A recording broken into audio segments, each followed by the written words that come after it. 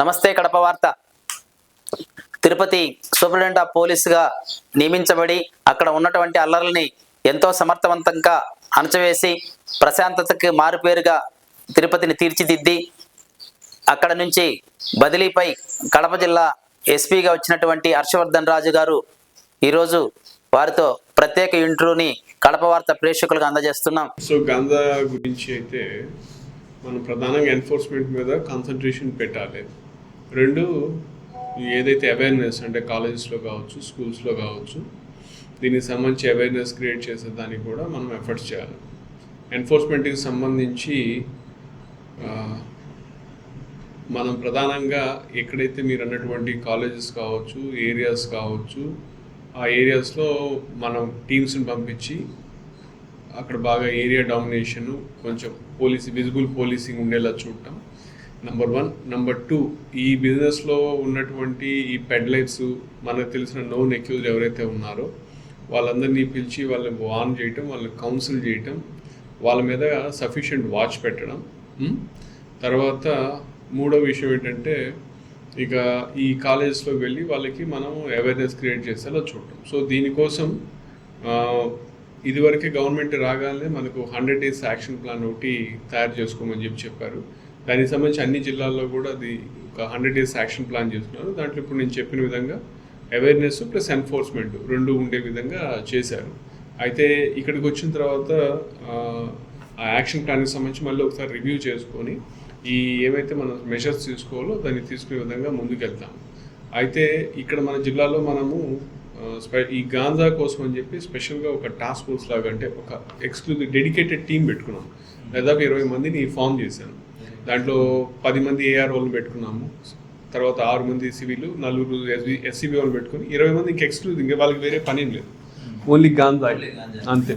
ఎక్కడ మనకు తెలిసిన ఏరియా ఉంటే అక్కడ వెళ్ళటం, రైడ్ చేయడం, వాళ్ళు పట్టుకొని రావడం, కౌన్సిల్ చేయటం, ఇది ఏదైతే మనం చెప్పామో దానికోసం డెడికేటెడ్గా, అంటే లా అండ్ ఆర్డర్ పోలీస్ ఎలా చేస్తున్నప్పటికి కూడా మనం ఫోకస్గా చేయడానికి అని చెప్పి ఒక 20 మందిని టీం పెట్టాను.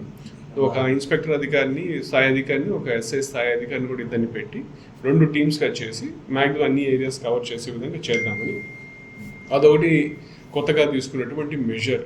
ఇంకా మిగతాదంటారా ఎన్ఫోర్స్మెంట్, ఇందాక చెప్పినట్టు ఎవరైనా అదే చెప్తారు. సో అది చేసే పని కొంచెం చిత్తశుద్ధితో అది ప్రాపర్గా జరిగేలా చూడాలి. సో ఆ విధంగా మనం ఎఫర్ట్స్ చేద్దాం. చాలా మంచి పని చేశారు సార్. ఎందుకంటే పర్టికులర్లీ ఒక గాంజా కోసం ఒక టీం ఏర్పాటు చేయడం, this is the first time. దాంతో పాటు ఇంకోటి సార్, మనకి ఈ నైట్ టైం ఆఫ్టర్ 11 o'clock ఈ సరౌండింగ్స్ లో ఉన్నటువంటి కొంతమంది పిల్లలు సైలెన్స్ మెయిన్ గంజా బ్యాచ్, దానికి సంబంధించి దానికి కూడా నేను తీసుకున్న మెజర్స్ ఏమిటంటే, ప్రధానంగా మన కడప వరకు వచ్చేసరికి బాగా విజిబుల్ పోలీసింగ్ ఉండాలి. పోలీస్ ప్రెజెన్స్ అనేది బాగా కనిపించేలా చేయాలి. లా అండ్ ఆర్డర్ కంట్రోల్లో ఉండేటట్టు చూడాలి. తర్వాత పబ్లిక్ పీస్ అండ్ ఆర్డర్ కూడా ఎక్కడ ఎటువంటి డిస్టర్బెన్స్ లేకుండా ఉండాలి. సో దీనికి సంబంధించి నేను వచ్చిన తర్వాత మా అధికారులకు ఇచ్చిన ఆదేశాలు ఏమిటంటే, ప్రతి అధికారి కూడా, స్టేషన్ హౌస్ ఆఫీసర్ ప్రతి ఒక్కరు కూడా హాఫ్ డే కంపల్సరీగా ఏరియాలో ఉండాలి. వాళ్ళ విలేజెస్ ఏవైతే ఉన్నాయి, అర్బన్ ఏరియాస్ అయితే అర్బన్ ఏరియాస్, విలేజెస్ అయితే విలేజెస్ వెళ్ళటం, వాళ్ళతోటి ఇంటరాక్ట్ కావటం, ప్రజలతో ఇంటరాక్ట్ కావటం, వాళ్ళ సమస్యలు తెలుసుకోవడానికి ప్రయత్నం చేయటం. సో దానివల్ల ఏమంటే ప్రజల్లో కూడా ఒక నమ్మకం ఏర్పడుతుంది, పోలీసు ఉన్నారు, వాళ్ళకి ఏదైనా చిన్న చిన్న సమస్యలు ఉన్నాయంటే అక్కడే వాళ్ళ సమస్యలు సాల్వ్ అయ్యేటటువంటి అవకాశం ఉంటుంది, స్టేషన్ దాకా రాకుండా. తర్వాత మా వాళ్ళకు కూడా మంచి ఇన్ఫర్మేషన్ వచ్చేదానికి అవకాశం ఉంటుంది. తర్వాత సాయంత్రము 5:30 నుంచి 7:30 ఆ టైం దాకా ఎనీవే వెహికల్ చెకింగ్స్ అవి ఆర్గనైజ్ చేస్తున్నాము. అది రొటీన్గా జరిగే ప్రాసెస్. అది కాకుండా మన కడప టౌన్లో కానీ మేజర్ టౌన్స్లో ఏం చేస్తామంటే, కడప టౌన్ రెగ్యులర్గా, మిగతా స్టేషన్స్లో, మిగతా టౌన్స్లో ఏమంటారు రొటేషన్ పద్ధతిలో స్పెషల్ పార్టీ కానిస్టేబుల్స్ని ఇవ్వడం జరుగుతుంది. 15 మందిని నేను నేను వచ్చినప్పటి నుంచి 4 రోజుల నుంచి కూడా డైలీ ఒక 15 మంది స్పెషల్ పార్టీ కానిస్టేబుల్స్ని కడప ఎస్డిపిఓకి ఇవ్వడం జరుగుతూ ఉంది. ఆయన ఏం చేస్తారంటే, ఈ 15 మందిని ప్లస్ వాళ్ళ స్టాఫ్ని అంతా పెట్టుకొని 7:30 నుంచి 8 నుంచి మొదలుకొని 11:30 దాకా ఈ ఏరియాలో, అంటే గాంధా సంబంధించిన టాస్క్ ఫోర్స్ కాకుండా ఇది సెపరేట్గా చేసి రోడ్డు మీద ఇట్లా బలాదురుగా తిరిగే పిల్లలు కావచ్చు, ఈ లైసెన్స్ లేకుండా ఈ ర్యాష్ డ్రైవింగ్ చేసేవాళ్ళు కావచ్చు, చేసేవాళ్ళు కావచ్చు, ఏం చెప్తాం కదా ఎయిమ్లెస్ యూత్ అన్నట్టు, ఏమి పని లేదు పాట లేదు, ఏం చేయాలో తెలియక రాత్రి ఎటబడితే తిరిగే వాళ్ళని, వాళ్ళందరినీ కూడా మనం కంట్రోల్ చేసేదానికి టీం పెట్టి విజిబుల్ పోలీసింగ్ ఉండేలా చేసి, ఎక్కడ ఎవరైనా కనపడితే సస్పిషియస్ సర్కమ్స్టాన్సెస్లో కనపడితే, అంటే డ్రైవింగ్ లైసెన్స్ లేకుండా, వెహికల్ రిజిస్ట్రేషన్ నెంబర్ లేకుండా ఇట్లా తిరిగే వాళ్ళందరినీ తీసుకొని రావాలి. వాళ్ళ క్రెడెన్షియల్స్ అన్ని, వాళ్ళ డీటెయిల్స్ అన్ని ఎంటర్ చేసుకోవాలా, వాళ్ళ ఫోటోగ్రాఫ్స్ తీసుకోవాలా. చేసినట్లయితే వాళ్ళకి ఒక ఫియర్ క్రియేట్ అవుతుంది. అంటే నిఘా ఉంది, పోలీస్ రాత్రిపూట కూడా తిరుగుతున్నారు, చేస్తున్నారు అన్న ఒక మెసేజ్ పంపించాలి. సో దానికోసం చెప్పి కడపలో రోజు 15 మందిని స్పెషల్గా ఇస్తున్నాను.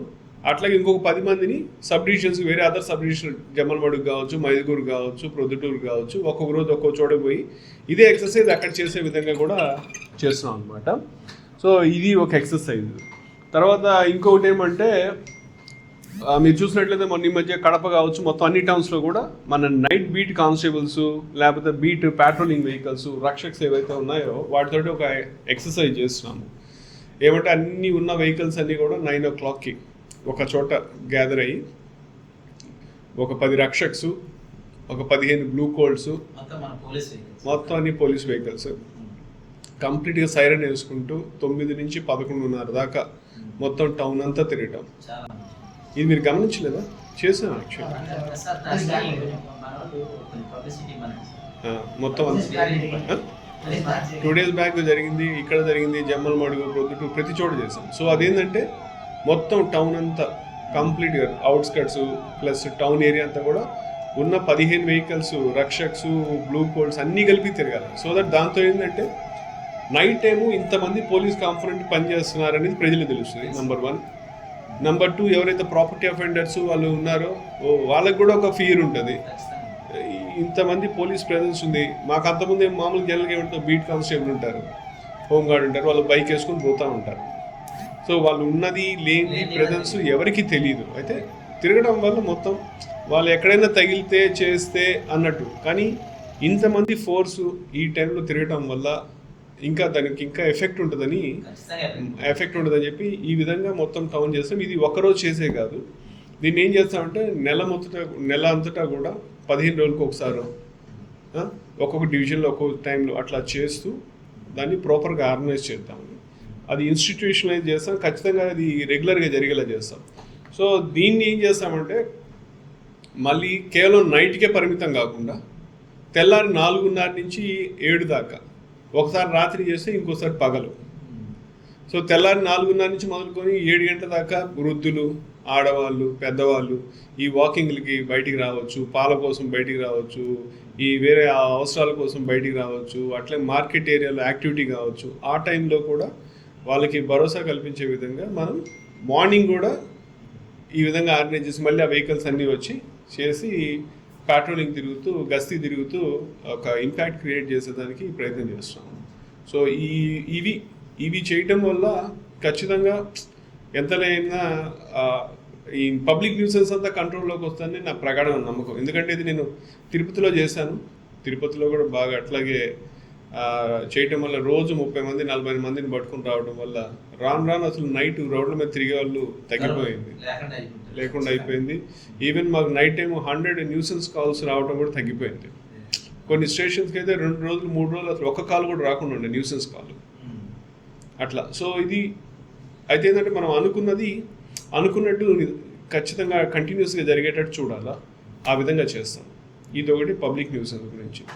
ఇంకోటి ఏమంటే ఈ పబ్లిక్ బూజింగ్ గురించి కూడా మీరు చూసినట్లయితే మన జిల్లాలో 274 నుంచి 78 ఎంత ఉందని నిన్న కూడా చెప్పాను, మర్చిపోయిన పొరపాటు లెక్క. ఎక్కడైతే పబ్లిక్ రెగ్యులర్గా వెళ్ళి ఓపెన్ ప్రదేశాల్లో కూర్చొని మందు తాగుతుంటారు, మనకు చాలా వాటి సందర్భాల్లో బాడీలీ అఫెన్సెస్ అన్నీ కూడా అక్కడే జరుగుతుంటాయి.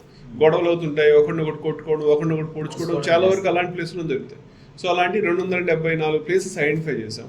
ఈ రోజుకి పంచాయతీ వాళ్ళతోటి, మున్సిపాలిటీ వాళ్ళ సహకారంతో మా వాళ్ళు దాదాపు ఒక 90 ప్లేసులు దాకా క్లీన్ చేయించేసాం. 90 ప్లేసులు క్లీన్ చేసేసాము. ఈవెన్ కలెక్టర్ గారికి కూడా నేను ఆ లిస్ట్ అంతా కలెక్టర్ సార్కి కూడా పంపించాను. సో వాళ్ళ సైడ్ నుంచి కూడా వాళ్ళు కూడా సహకారం అందిస్తే దాన్ని ఏదో ఒక విధంగా చేసి ఇంకొంచెం బెటర్గా చేయడానికి మా పోలీస్కి రిసోర్సెస్ కొంచెం తక్కువ ఉంటాయి.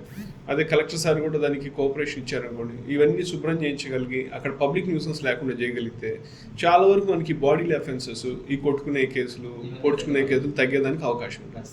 సో ఈ విధంగా చేస్తున్నాము, ఇన్ని ఐడెంటిఫై చేసుకున్నాం. దాంట్లో దాదాపు 90 చిల్లర దాకా మనం శుభ్రం చేయించేసాము. సో ఇదొకటి చేస్తున్నామండి. సో ఇవన్నీ కూడా ఏంటంటే ఒకటి అన్నీ కొంతకాలం చేస్తూ ఉంటే ఒక 2 నెలలకి 3 నెలలకి మనకు ఆ ఫలితం కనపడుతుంది. సో ఆ విధంగా చేయడానికి ప్రయత్నం చేస్తున్నాం.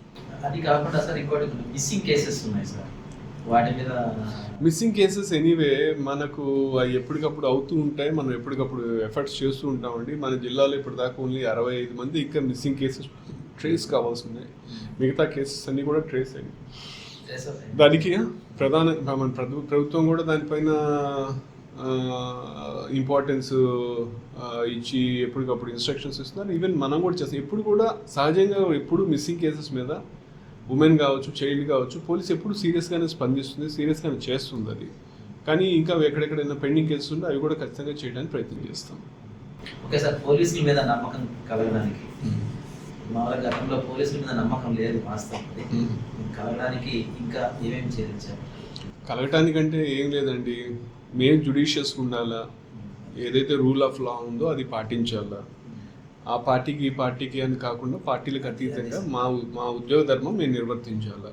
సో అది కానీ చేసినట్లయితే ఖచ్చితంగా పోలీసు మీద పబ్లిక్గా నమ్మకం వస్తుంది. అది సింపుల్, ఏం లేదు, పెద్ద దీంట్లో ఏం లేదు, చాలా సింపుల్ థింగ్. అవి కానీ చేయగలిగితే చాలు అంతే. సో అది కానీ చేసేదానికి ప్రయత్నం చేస్తాం.